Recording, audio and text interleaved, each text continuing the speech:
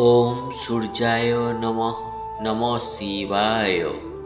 বন্ধুরা, আজ 29শে পৌষ 14ই জানুয়ারি মঙ্গলবার। আজকের দিনেই পালিত হচ্ছে পৌষ সংক্রান্তি, যাকে মকর সংক্রান্তি বলা হয়। পৌষ মাসের সবচেয়ে গুরুত্বপূর্ণ দিন হিসেবে আজকের দিনকেই গণনা করা হয়। এই পৌষ সংক্রান্তি কিংবা মকর সংক্রান্তির দিনেই অনেকেই ব্রত রাখেন, অনেকেই বিভিন্ন পূজা অর্চনা করেন। তবে বন্ধুরা, আজ সূর্যদেবের উদ্দেশ্যে পূজা করা হয়, কিন্তু অনেকেই আপনারা কোনো না কোনো কারণবশত পুজো অর্চনা করতে পারেন না। তাদের ক্ষেত্রে আমি বলবো, বন্ধুরা, আপনারা আজকের দিনে পুজো করুন কিংবা না করুন, একবার হলেও শ্রবণ করুন এই মকর সংক্রান্তির ব্রত কথাটি।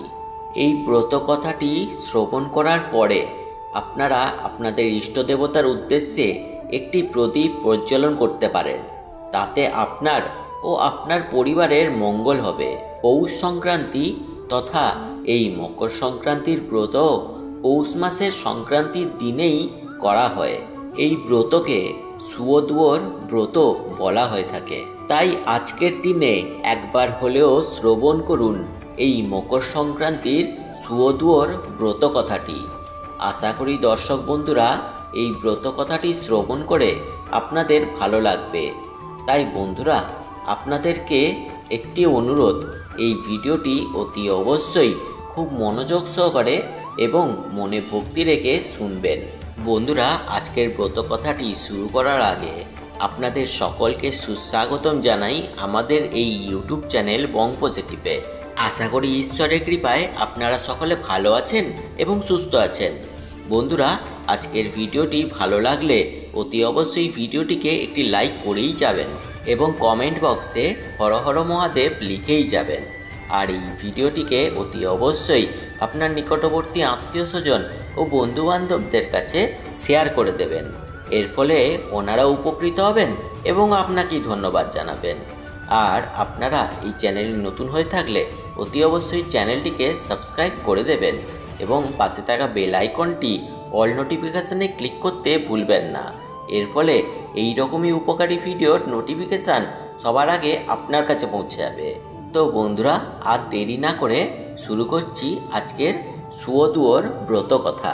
এক দেশে এক সাগর দত্ত বাস করত। তার একটি মেয়ে আর 7টি ছেলে ছিল।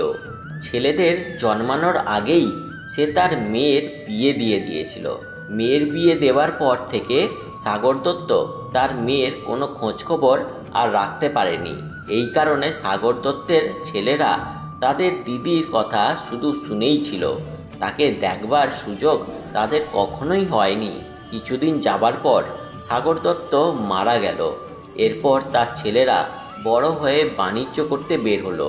বাণিজ্যে বেরিয়ে তাদের খাবার জোগাড় করার জন্য তারা নদীর একটি মোহনায় তাদের ডিঙা বেঁধে রেখে খাবারের ব্যবস্থার কথা ভাবছে।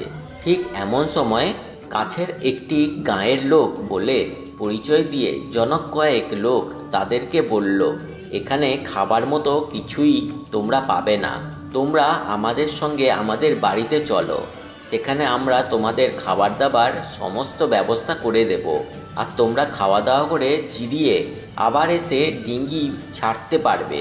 ডিঙ্গা এখন এখানেই বাঁধা থাক।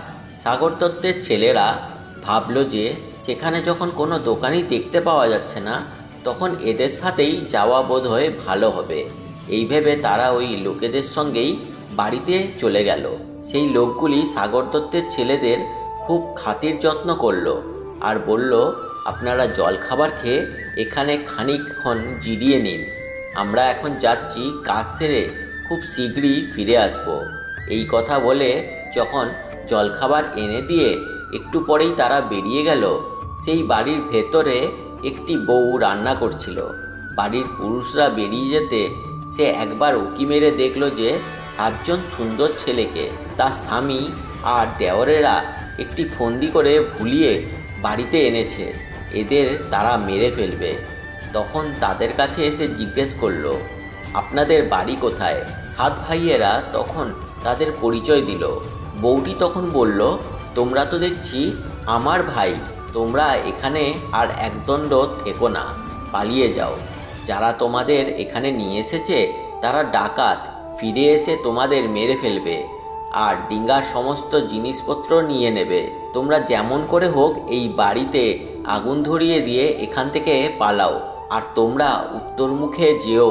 সাগর দত্তের ছেলেরা তার কথা মতো বাড়িতে আগুন ধরিয়ে দিল এবং ঘাটে গিয়ে তখনই তাদের ডিঙ্গা ছেড়ে দিল। ডাকাতেরা ঠিক এই সময়ে বাড়িতে ফিরছিল। তারা দূর থেকে দেখতে পেল যে তাদের বাড়িতে আগুন লেগে গেছে। তারা ছুটে এলো আগুন নেভানোর জন্য। এসে দেখল যে সাগর দত্তের ছেলেরা সব পালিয়েছে। বউটি তখন তাদেরকে বলল যে তারা দক্ষিণ দিকে যাবে বলে গেছিল। এরপরেই সাগর দত্তের সেই 7 জন ছেলে ডিঙা নিয়ে তাদের দেশের ঘাটে এসে পৌঁছলো। সেখানে নেমে তারা দেখল যে তাদের মা সেই ঘাটে কলার পেটু সাজিয়ে জলে ভাসিয়ে দিচ্ছে। তারা মাকে তাদের বোনেদের সঙ্গে দেখা হওয়ার কথা সব জানালো। অনেকদিন পর মেয়ের খবর পেয়ে তাদের মায়ের খুব আনন্দ হলো। এদের মা তখন মেয়ে, জামাই ও তাদের ভাইদের চিঠি দিয়ে নিমন্ত্রণপত্র পাঠালো। চিঠি পেয়ে তার মেয়ে, স্বামী আর দেওরদের নিয়ে বাপের বাড়ি এসে পৌঁছলো।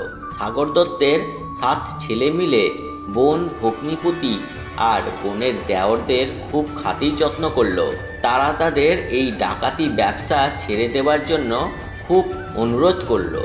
তারা ডাকাতি ছেড়ে দিতে রাজি হলো বটে, কিন্তু বলল যে এতদিন তারা যে পাপ করেছে সেই পাপ খণ্ডন হবে কেমন করে। তখন তাদের মা বলল, দেখো বাছারা, পৌষ সংক্রান্তির ব্রত পালন করো, তাহলে তোমাদের আর কোনো প্রকার পাপ থাকবে না। পৌষ সংক্রান্তির দিন যদি তোমরা ব্রত করে থাকো তাহলে শনিদেবের কৃপায় তোমাদের মুক্তি হবে। এই পৌষ সংক্রান্তির ব্রত করলে হারানো আত্মীয়দের যেমন ফিরে পাওয়া যায়, ঠিক তেমনি গৃহে আসে সুখ সমৃদ্ধি। এই ব্রত পালনের জন্য কলা পেটুর ডিঙ্গি, গাঁথা ফুল, জোড়া কলা, জোড়া পান, সুপুরি দিয়ে সাজাতে হবে। ব্রতের বিধান অনুযায়ী মকর সংক্রান্তির দিন ব্রত পালন করে পরদিন ওই পেটোতেই ঘিয়ের প্রদীপ জেলে তা জলে ভাসিয়ে দিতে হয়। আর আজকের দিনে গঙ্গা স্নান করে সূর্যদেবের উদ্দেশ্যে অর্ঘ্য নিবেদন করতে হয় এবং সর্বশেষে শিবের মাথায় ফুল, জল, বেলপাতা অর্পণ করতে হয়।